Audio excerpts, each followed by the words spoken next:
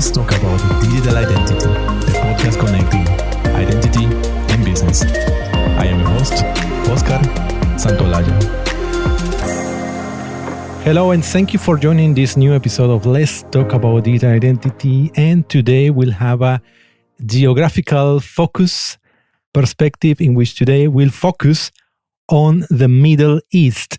And for that, we have a very special guest who is Dr. Salah Rustum. He is a PhD in aerodynamics and has occupied very high positions in this field, including a vice presidency at Boeing. Dr. Rustum is also the founder of CIEL, a Lebanese company dealing in cybersecurity ever since 1990, and he's the founder of CIELTECH of Qatar, which has the same concept and has set its mission to support and develop the integrity of information technology and information sent on the internet. Hello, Dr. Salah. Hi, how are you? Very good. It's a pleasure having this conversation with you. It's my pleasure as well to be online with you. And I hope our meeting would be a good one and successful. Absolutely. I'm sure it's going to be. So let's get started. Let's talk about digital identity. And as always, I want to hear something about our guests. So please tell us about yourself and your journey to the world of digital identity. Well, as you said, I had my PhD from MIT. I worked with Lockheed Martin to begin with. And then I had an offer from Boeing, which I couldn't refuse. And later on, I was transferred actually to the Middle East and started Boeing Middle East. It didn't work there due to political reasons. And after that, returned to the States, continued my aviational career, during which I became the chairman of the Introductory Commission of the Jumbo Jet in the world. I was the chairman of the Future Planning Commission of Rome Airport and other different positions that I held throughout the time I served in aviation. But the most outstanding of my career is my absolute transfer from aviation to technology, which I am intruding on it, as my real studies concentrated on aviation and the effect of wind on any object. But the transition was easy, as everything based on physics is easy, and it is easy comprehensible. I started with introducing the electronic digital signature as early as 1996. And from there on, it became, the scope became wider and wider. And we got to the extent that we started dealing with cybersecurity and what it meant at that time and what it means now. Of course, we did a lot of work on bridging the digital divide, which was very important between the Middle East and the West. And of course, it was very painful in the start. It was a very, very dark tunnel, which I entered. But luckily speaking, I managed to really introduce the sense of the electronic digital signature, authentication, encryption, the confidentiality of the message, and its non-repudiation. We started our company in Beirut in 1974 and dealt with cybersecurity as it meant then, as the word meant then in the early 70s. But throughout the time, and step by step, gradually, things developed and the picture became clearer. And it was a pleasure looking back. If I have to look over my shoulder now and look back to what we have achieved, I would say we have done a lot. We have really done a lot in bridging the digital divide and bringing knowledge and new functionalities in the region. Yeah, excellent. I can imagine all the achievement you have had in so many years in the region, and with this fascinating start of your career with aviation and the merging to data identity with electronic signatures to start that journey. Now that you have been working many years, bigger part of this digital identity journey in Lebanon, now in the last years, you have moved to Qatar. You definitely know very well the region. So what would you say are the challenges, the main challenges that companies in the region, companies and organizations in the Middle East are facing today in terms of digital identity? Well, if I may comment on that, the main challenges that we're facing here and everybody faces here is the lack of comprehension of the essence of doing business over the internet, which requires authentication and encryption at the same time. And of course, applying digital laws, which are there, but nobody deals with them. This is the basic challenge. On the other hand, the digital laws are quite understandable. They don't differ in any way or the other from other digital laws. I would say it's good. I must emphasize that the problems we face here is the integration between conventional methods of doing business and doing business remotely from home or from other places. And it is really a burden when you pay so much for the conventional way on paper-based business, and then you want to go paperless, and what happens? Your budget is too high. And both parties, the laws that are really there and nobody pays attention to them are not taken into consideration. And this is the basic obstruction for the promotion and for the development of the digital ID in the region. But in Qatar, if I may speak about the region I'm in, I think it's doing pretty well. His Highness the Prince of Qatar is most enthusiastic about converting Qatar to a 100% paperless country. And he's not sparing anything to stop him from achieving that objective. And of course, it's not enough that the will of His Highness is there. It needs the other people around to support his wish, which is still, I wouldn't describe it as incompetency, no, but slackness in putting things in order and abiding by the digital law, which nobody pays attention to it at all. And at the same time, they don't know that there is a digital law since 2012. I reckon these are the basic obstructions that hinder the advancement of the digital era in the region as a whole. I'm not speaking of a certain particular country, no, but I'm speaking in general. Yeah. As you said, the understanding, right? The understanding of how things work in the digital world. And also you have mentioned that even though there are some digital laws, they are not fully understood and fully put in practice. There is another thing. Time isn't really taken into consideration. Yeah, okay, we'll do it tomorrow.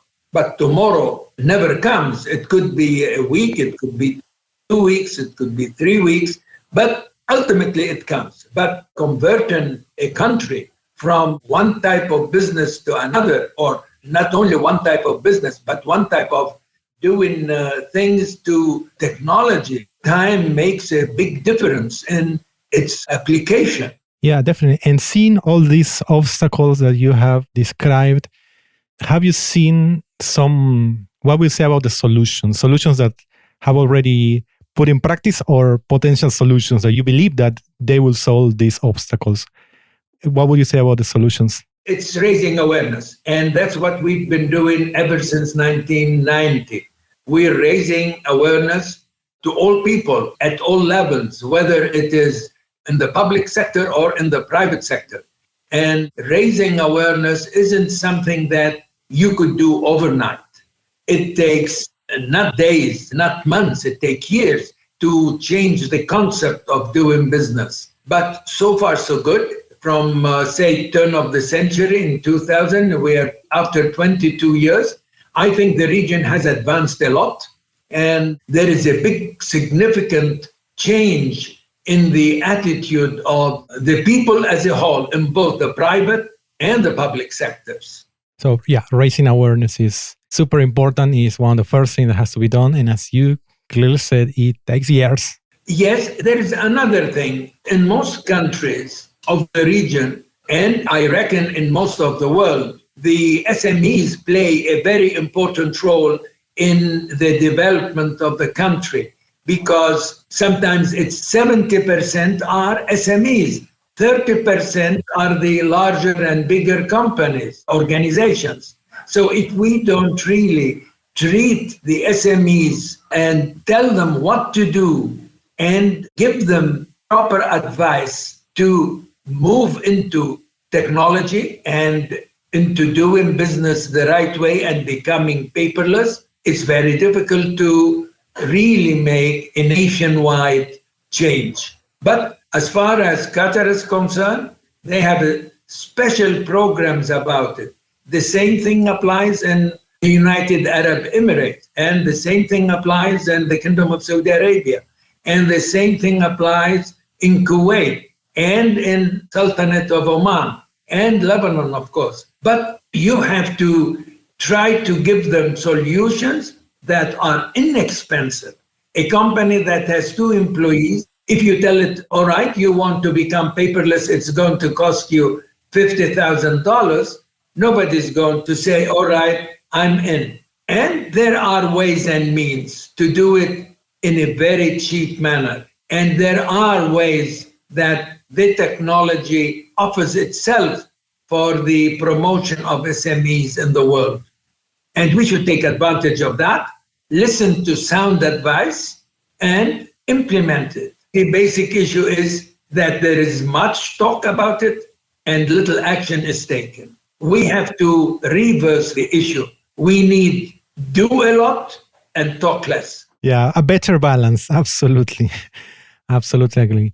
Yeah, and it's a great point that you made about the small and medium enterprises, the SMEs, which, yeah, we don't talk too often actually when we have guests talking about digital identity. We tend to talk about the corporations or also government, but we don't talk too much about the SMEs. And it's true, it's in the Middle East and not only there, in many other parts of the world, there are a big part of the country's economies. The SMEs are the people who form the majority of the business. I mean, you can't ignore them. We have to tell them, hey, get on the train now. Otherwise, the gap between the bigger companies and the SMEs, it's going bigger, and that's not healthy at all because there would be different societies, richer and poorer, and this will create problems later on in the foreseen future. I'm not saying in the far-fetched future, no, immediately, probably in a few years,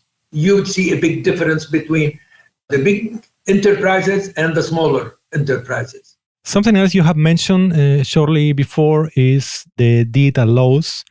You mentioned, caught my attention, you mentioned that I think in Qatar, I don't know which one example you mentioned that the law was already released in 2012. Which country was that? And please tell me also how it's across several countries in the Middle East. So do many of these countries have a digital law already for a long time ago? Or how is the status? Yes, actually, all countries in the Middle East, in the MENA region, let's say, Middle East and North Africa, they have digital laws. I personally have assisted in Lebanon, Kuwait, Egypt, Iraq. These are the countries that I have personally assisted in their digital laws. But unfortunately, our Kingdom of Saudi Arabia, Qatar, State of Qatar, the Emirates, Bahrain, they have their digital laws and it's very good.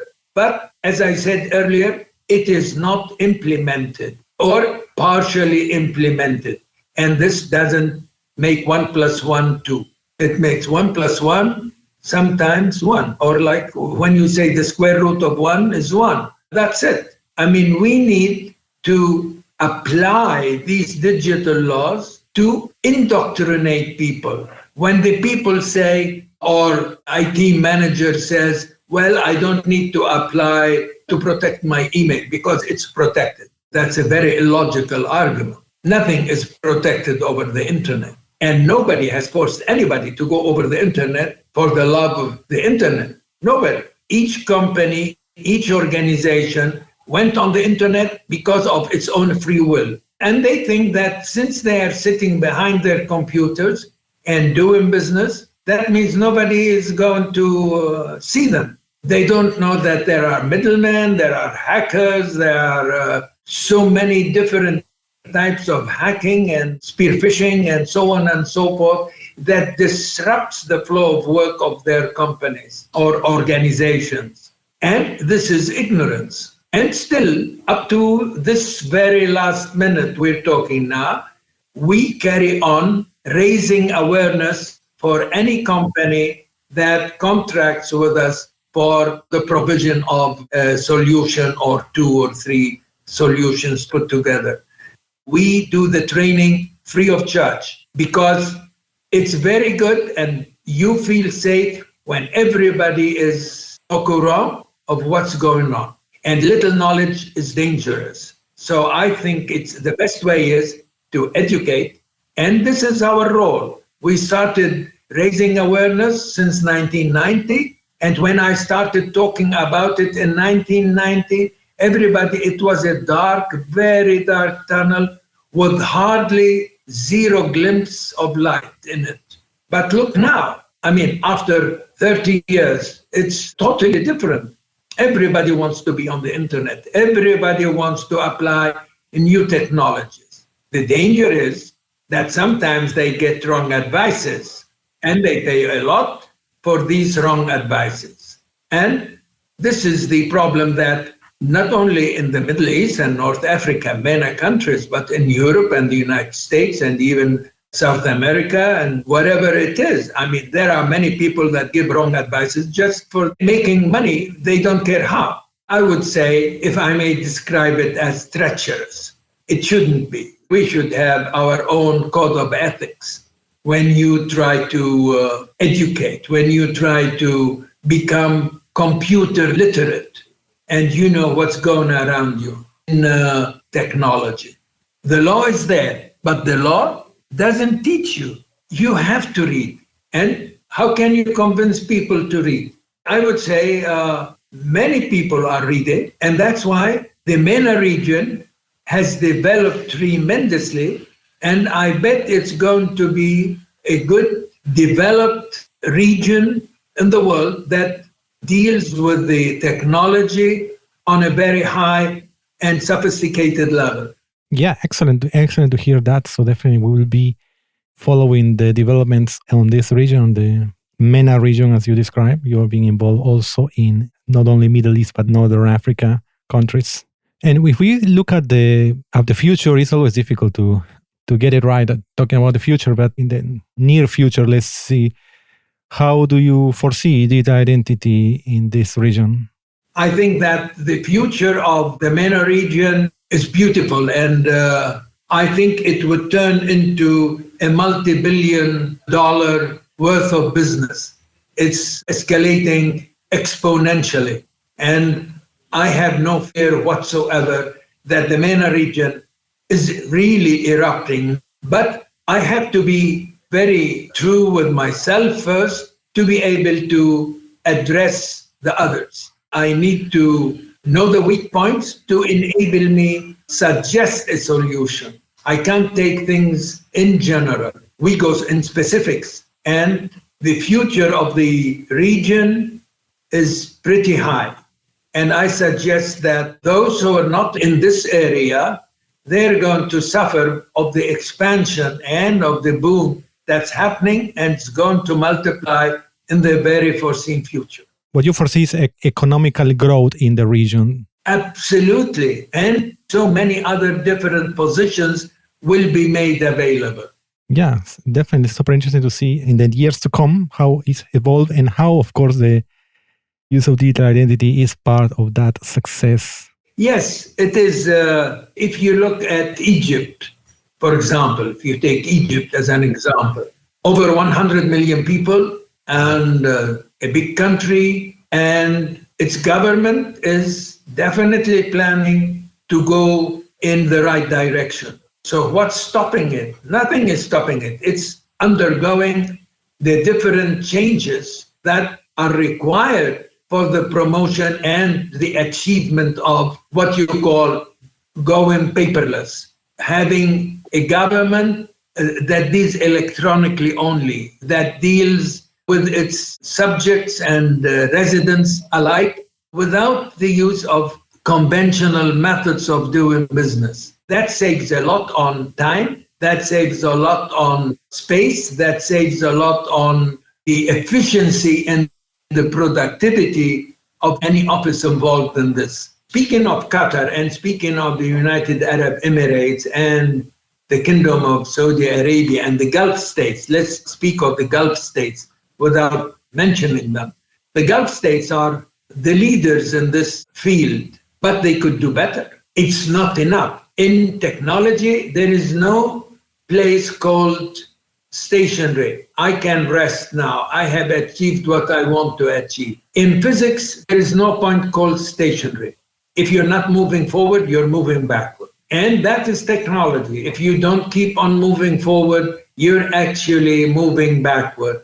And technology can't afford that. And I think to what the region had adapted itself to, I think they have done a pretty good job. But I'm a perfectionist by nature. And that's why I'm criticizing myself first to be able to improve on what needs to be worked at. Before, no. IT, no, don't speak to me about IT. No. Information technology, don't speak to me about it. Oh, I don't understand it. Well, And when you go to the politicians, it's even worse. And they tell you there is no time for it. We are busy with other political issues now. But now at present, everything has changed. There is time for discussing politics and there is enough time for technology. And it's being practiced and it's being cultivated and results are being felt. And that's the beauty of technology. You realize it immediately. You see it in front of you. And I would like to go back to the question, what do you foresee for the future of the region? It's going to be a beautiful haven here, really. Many people, including the West, are going to be not only surprised, astonished of the remarkable advancement achieved in this part of the world. When there is a will, there is a way. And I'm sure the will is here and we have found the way. This is the future of this region. Yes, very promising indeed. It might differ between one country to the other by 1 or 2 points or 3 points, but that's negligible. The trend is to change. And one more thing which hinders is IPv6, the introduction of IPv6, which nobody yet has talked about. And I don't think the present IPv4 is going to last long. But so far, nobody has made any effort to change to IPv6. And the need is on demand. Thanks a lot for really enlightening us what is being happening. It's happening today and it's coming in the future in the Middle East, in the MENA region. I would like to ask you a final question, Dr. Salah. For all business leaders that are listening to us now, so what is the one actionable idea that they should write on their agendas today? If they need to go digital and be a paperless country or company or organization, participating and practicing e-commerce and move to a remote work, they have to choose the right scalable solution. We don't do it or don't do it at all. I mean, you can't say, I'll apply half the way, half measures taken, it's bad. Don't do it. If you don't do it 100% correct, don't do it at all, because it will be more costly to salvage what would be left from a cyber attack, maybe. It is very dangerous to do work wrongly, as it could cost money, time, and reputation. We are doing our level best, and we are doing a pretty good job. We are active in every, seminar, workshop, conferences. We're there to say a word and try to be a good example to the public. and at the same time try to be down to earth. We don't live in the clouds and the people are on earth down here. No, we are with the people and we are working for the people, and we hope that we will achieve brilliant results. Fantastic. I'm sure you will do more results that you already have been achieving with this great job you do at CIEL and CIELTECH now in Qatar. So thank you so much, Dr. Salah. Finally, I would like to hear how our listeners can continue this conversation with you or follow you or get in touch with you. What are the best ways for that? Our email is info@cieltech.qa. CIELTECH, CIELTECH, CIELTECH, www.cieltech.qa. This is our website. Our email is info@cieltech.qa. If we're contacted, we're ready to give immediate reply. We have a very active and live buddy on ground. And there is also, of course, another one, info@ciel.com.lb. Perfect. Again, thanks a lot, Dr. Salah Rustum. It's been a pleasure talking with you, and I wish you all the best. Thank you very much. Thanks for listening to this episode of Let's Talk About Digital Identity, produced by UbiSecure. Stay up to date with episodes at ubisecure.com/podcast or join us on Twitter @ubisecure and use the hashtag LTADI. Until next time,